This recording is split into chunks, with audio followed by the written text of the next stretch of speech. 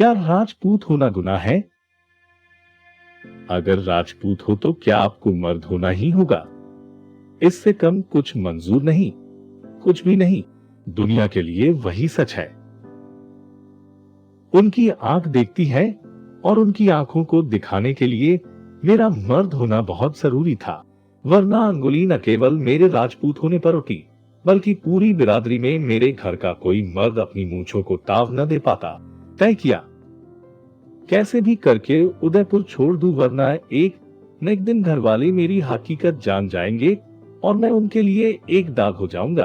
कहां से शुरू करूं, समझ नहीं आ रहा। जब पहली बार पता चला था कि मैं अलग हूं, वहां से या फिर वहां से जब स्कूल में एक दोस्त, पहले प्यार का एहसास मिला था वहां से, जब पहली बार एक कजिन ने मेरा रेप किया, या फिर वहां से जब मेरा भाई बोल पड़ा, अब तो मर्द बन जा। कब तक ऐसे ही माँ के दूध को ले जाता रहेगा? दुनिया के लिए भले ही दरवाजे खुल रहे होंगे, पर मेरे लिए जब एक एक करके सारे दरवाजे बंद हो रहे थे, तो इन अंधेरी संकरी राहों गलियारों में अपने वजूद को खोजता मैं कहां से शुरू करूं, समझ नहीं पा रहा। मैं नहीं जानता क्या गलत है और क्या सही। प्यार करना कभी गलत हो सकता है? ये तो ईश्वर की देन है, और ईश्वर की बनाई कोई चीज कभी गलत नहीं होती। ये दादी सा बचपन से सिखाती आ रही थी, कब किसका किससे कहां स्नेह सूत्र जुड़ जाए कोई पता नहीं। सब मन के रिश्ते हैं, लेकिन इन्हें कौन समझेगा? मैं कहने को लड़का जरूर पैदा हुआ था, पर मुझे मेरे मन के अनुरूप किसी लड़के से प्यार करना मना था। वह गुनाह था, और गुनाह की राजपूतों में दो ही सजा होती है, या तो मार डाले जाओगे या हमेशा के लिए घर में कैद कर लिए जाओगे। ये दिन थे, एक दोस्त से मुलाकात, प्यार क्या हुआ? पूरे स्कूल में मेरे वजूद पर कालिख मल दी गई। तब 9वीं में था। स्कूल के बाथरूम में एक लड़के के साथ पकड़े जाने की सजा थी कि मुझे फुटबॉल टीम से निकाल दिया गया। कारण जानने जब कोच के पास गया तो वे जिस तरह की हंसे वो कभी नहीं भूल सकता। कैसे बोलूं कि मुझे अब ये स्कूल क्यों बदलना है? तो मतलब ये हुआ कि अब 12वीं तक मुझे इस जलालत को सहना पड़ेगा। खूब रोता था घर आकर, पर किसी से कह नहीं पाता था। मेरा कोई दोस्त नहीं था, कोई मेरे पास नहीं आना चाहता था, न लड़के और नहीं लड़कियां। कैलेंडर और साल यूं ही बदल रहे थे, पर स्कूल का बाथरूम वाला किस्सा जैसे मेरे ललाट पर लिख दिया गया था। वो 12वीं का साल था। मेरी मौसी का लड़का मुझसे मिलने आया। वो दूसरे स्कूल में पढ़ता था, पर हम दोनों विज्ञान के ही छात्र थे। बोला, साथ रहकर पढ़ेंगे तो दोनों एक दूसरे की मदद कर पाएंगे और इससे शायद बोर्ड के रिजल्ट अच्छे आए। मैं तैयार हो गया। भाई जैसा था तो कोई खौफ नहीं था। पहली ही रात उसने मुझसे जबरदस्ती करनी चाहिए। मैंने मना किया तो बोला, अपने स्कूल के लड़कों के साथ सो सकता है तो मेरे साथ सोने में क्या दिक्कत है? मैं भौचक्का था। मैंने दूर हटना चाहा, उसने मेरे मुंह को बंद कर दिया। उस रात सिर्फ मेरे जिस्म को नहीं नोचा गया, बल्कि आत्मा भी लहूलुहान की गई थी।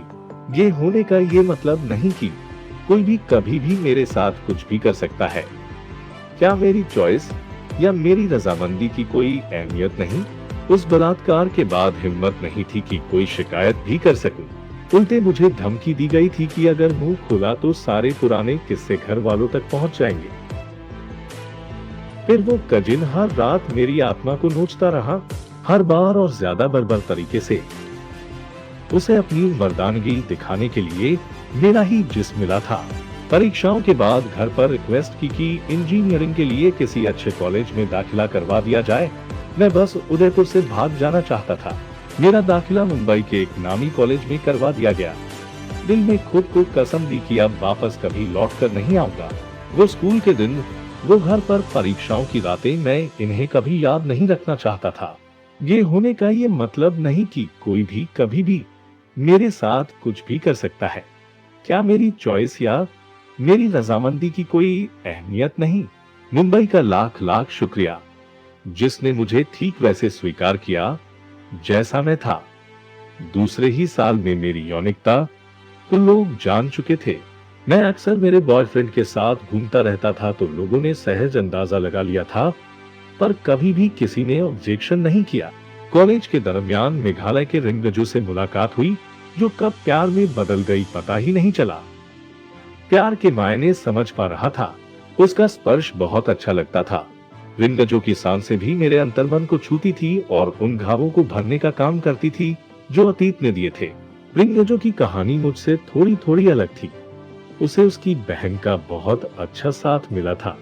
वह अक्सर बताया करता था कि उसकी जनजाति में पितृसत्ता नहीं होती, मायने ये कि वहाँ वही होता है जो औरतें चाहती है। इस सूरत में बहन का उसे समझना एक बड़ी बात थी। हाँ, उसके साथ भी बचपन में ट्यूशन टीचर ने ज्यादती की थी, पर तब उसने घबराने की बजाय अपनी बहन को बता दिया था, जिसका नतीजा ये हुआ कि उस ट्यूशन टीचर को उसका गांव छोड़ना पड़ा था। शुरुआती विरोध के बाद रिंगजू को भी परिवार में अपना लिया गया। मैं अक्सर सोचा करता हूँ कि आम हिंदुस्तानी जिस नॉर्थ ईस्ट के सभी 8 सिक्किम सहित राज्यों के नाम तक नहीं जानते, वहाँ की परंपराएं उत्तर भारत से कितनी समृद्ध है। जिन्हें हम आदिवासी कहते हैं, वे हम सभ्यों से कितना अच्छे हैं। वहाँ पितृसत्ता ही नहीं, मतलब मर्दवाद ही नहीं। रिंगजू के साथ दिन खुशनुमा बीत रहे थे कि एक दिन अचानक भाई मुंबई आ गया। वह मुझे सरप्राइज देना चाहता था, पर उसे क्या पता था कि असल सरप्राइज उसे मिलने वाला है। सुबह सुबह अचानक से मेरे रूम पर पहुंचा और ताला पाकर मुझे फोन करने लगा। नींद में होने के कारण जब मैंने फोन नहीं उठाया तो हॉस्टल के दूसरे लड़कों से मेरे बारे में पूछताछ हुई। पड़ोस में रहने वाले एक लड़के ने ऐसे ही मजाक में बोल दिया कि और कहाँ होगा, वही होगा उस चिंकी के रूम पर। भाई खुश हुआ कि मेरी कोई गर्लफ्रेंड चिंकी है, पर जब पता चला कि उस चिंकी का कमरा भी उसी हॉस्टल में है तो थोड़ा असहज होते हुए उसने रिंगजू का कमरा खटखटा ही दिया। उस सुबह भाई को पता चल गया कि मेरी रुचि लड़कों में है। जितनी गालियां वो एक सांस में मुझे दे सकता था, उसने दी। हॉस्टल में अच्छा खासा तमाशा करने के बाद वह उसी समय वहां से चला गया। मेरा मन किसी अनहोनी के डर से कांप रहा था। क्या उसने घर जाकर सबको बता दिया होगा? क्या मुझे अपनी पढ़ाई जारी रखने की इजाजत मिलेगी? क्या मैं अब और रिंगजू के साथ रह पाऊंगा? क्या वे रिंगजू के साथ कुछ गलत तो नहीं कर देंगे? तमाम आशंकाओं से घिरा मैं बुरी तरह घबरा गया था। सांत्वना दे रहा था कि जो होगा देखा जाएगा और हर स्थिति में वो मेरे साथ होगा। 1.5-2 हफ्ते बाद पापा का फोन आया कि उन्होंने मेरे लिए एक लड़की पसंद कर ली है। पापा के सामने हाँ या ना करने का तो सवाल ही पैदा नहीं होता। बचपन से ही हमें इस तरह बड़ा किया गया था कि पापा या बड़े भाई के सामने नजरें नीची करके खड़े रहो और उनके हर एक शब्द को आदेश मानकर स्वीकार करो। हिम्मत करके मैंने कहा कि अभी तो मेरा ग्रेजुएशन ही पूरा नहीं हुआ है। वे कुछ नहीं बोले और फोन काट दिया गया। मेरे पास कोई चारा नहीं था। रिंगजू भी कुछ समझ नहीं पा रहा था।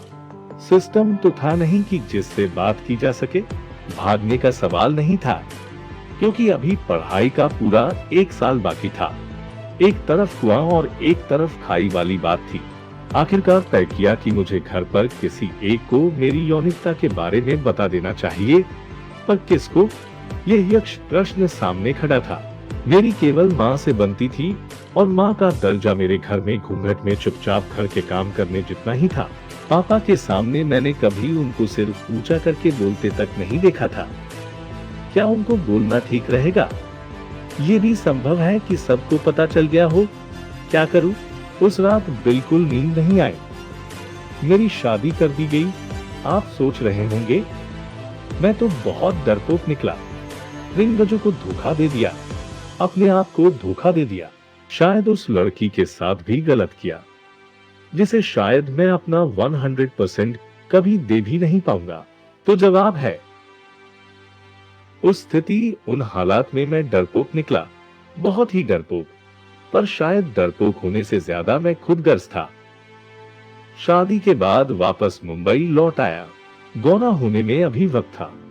वो भी कुछ दिन उदयपुर बिताकर अपने पीहर लौट गई। उसकी पढ़ाई भी चल रही थी। रिंगजू अब भी मेरे साथ था, पर रिश्ते की गर्माहट खत्म हो चुकी थी। उसी ने मुझे शादी कर लेने की राय दी थी। उसके अनुसार तत्काल समय में इससे बेहतर कुछ नहीं था। हाँ, उस स्थिति, उन हालात में मैं डरपोक निकला, बहुत ही डरपोक। पर शायद डरपोक होने से ज्यादा मैं खुदगर्ज था। इंजीनियरिंग पूरी हुई और मैंने मास्टर्स के लिए देश के बाहर अप्लाई करना शुरू कर दिया। घर वाले, यहाँ तक कि बीवी को भी इस बारे में नहीं बताया। किस्मत अच्छी रही कि स्कॉलरशिप भी मिल गई और फिनलैंड की राजधानी हेलसिंकी के एक कॉलेज में दाखिला भी मिल गया। घर वालों को पता चला तो उन्होंने मना कर दिया। वे चाहते थे कि अगर बाहर जाना ही चाहता हूँ तो बीवी को भी साथ ले जाऊं। अब उन्हें कैसे समझाता कि मैं यहाँ से भाग जाना चाहता था, ठीक वैसे ही जैसे उदयपुर से भागकर मुंबई आया था। फिर से खुद से, हर एक रिश्ते से बस भाग जाना चाहता था। सारे लोग पीछे छूटे जा रहे थे। रिंगजो भी, बीवी भी, मम्मी पापा भी। मुंबई एयरपोर्ट पर खड़े खड़े खुद को कसम दे रहा था कि बस अब कभी लौटकर इंडिया नहीं आऊंगा। अगर कोई अपने सुख को ज्यादा पसंद करता है तो इसमें उसे शर्म महसूस नहीं करनी चाहिए। अल्बर्ट कामू के उपन्यास प्ले की ये पंक्तियां मेरे सामने आम खड़ी हुई थी। आज यूरोप के अलग अलग देशों में रहते हुए मुझे 12 साल हो गए हैं। मुझे इंडिया गए भी इतने ही साल हो गए हैं। पिछले दिनों इंडिया में सुप्रीम कोर्ट के फैसले को लेकर रोमांचित हुआ। मुझे पता है कि राजपूत या किसी और समाज में इस फैसले से बहुत कुछ बदलने नहीं वाला, पर हाँ, हमारे वजूद को देश की सबसे बड़ी संस्था ने स्वीकार किया। ये एक बड़ी जीत थी। सफर बहुत लंबा है और एक मील का पत्थर इंडिया पार कर चुका। खुशी इस बात की भी है कि अब अगर कोई इंसान किसी और समान सेक्स वाले के साथ कुछ गलत करता है तो कम से कम कानून जरूर उसका साथ देगा। उसे घबराने की जरूरत नहीं होगी। वो स्कूली एग्जाम के साथ जिंदगी के कटु एग्जाम नहीं देगा। मेरी शादी खत्म हो चुकी। वे लोग ज्यादा इंतजार नहीं कर सकते थे और अपनी लड़की की शादी किसी और के साथ करने को मजबूर हो गए थे। पापा ने धमकी दी थी कि अगर मैं वापस उदयपुर आया तो वे मुझे तलवार से काट देंगे। हालांकि उन्हें अभी भी मेरी यौनिकता के बारे में पता था। ये संदेह था। भाई जरूर एक बार फोन पर बोल चुका था कि अब तो मर्द बन जा, तब तक माँ के दूध को लजाता रहेगा। माँ कभी कभी हाल चाल पूछ लेती थी। वो इस बात से खुश थी कि मुझे अच्छी नौकरी मिल गई है और मैं अब बड़ा हो गया हूँ। वो अक्सर फोन पर रोती रहती थी, कभी चुप नहीं करवा पाया। मैं जानता हूँ कि मैंने माँ के दूध को नहीं लजाया। मैं अब भी उनका प्यारा बेटा हूँ, सबसे छोटा, सबसे लाडला। अभी हीथ्रो एयरपोर्ट पर हूँ और कुछ देर में मेरी दिल्ली की फ्लाइट है। 12 साल बाद अपने देश जा रहा हूँ, उस देश जहाँ कभी भी लौटकर नहीं जाने की कसम खाई थी। फाइनल अनाउंसमेंट हो चुकी है। मेरे कदम फ्लाइट की तरफ बढ़ रहे हैं। मैं रोमांचित हूँ। रिंगजो ने बुलाया है। वो किसी लड़के के साथ लंबे समय से रिलेशनशिप में है और अपनी इस रिलेशनशिप की सालगिरह को दोस्तों के साथ मनाना चाहता है। उसके निमंत्रण को टाल नहीं पाया। इस निमंत्रण ने मुझे मेरी ही कसम तोड़ने को मजबूर कर दिया है। मैं इंडिया जा रहा हूँ। प्यार की ये कौन सी सात्विकता है जो बार बार आप उससे मिलना चाहते हैं, जिसे आप प्यार करते हैं। मुझे नहीं पता कि मेरी किस्मत में क्या लिखा है, पर रिंगजो के बारे में जब से पता चला है बहुत खुश हूँ। दिल के एक कोने में रिंगजो की यादें सहेजे हुए हूँ। हर बार, हर जगह हारा, बस कहीं एक बार अपनापन मिला तो वह रिंगजो के साथ ही मिला। जब रिंगजो से बिछुड़ रहा था तो उसने कहा था, तुम ही कहा करते हो ना, सब उस ऊपर वाले की इच्छा से होता है। उसी ने हमें मिलाया। जितने दिन साथ रहे अच्छा था। अब उसकी मर्जी से ही शायद हम अलग हो रहे हैं। अब की बार खुद को संभाल लेना। अपनी कुर्सी की पेटी बांध चुका हूँ। विमान रनवे पर है। आशाएं सरपट भागी जा रही है। बुरे सपने पीछे छूटे जा रहे हैं। उम्मीद को आकाश मिलने वाला है। मेरे अरमानों के पंख फैलते जा रहे हैं। मैं अंदर ही अंदर मुस्कुराता हुआ अचानक से हंस पड़ता हूँ। मेरे पड़ोस में बैठी एक नन्ही सी बच्ची भी साथ में खिलखिला पड़ती है।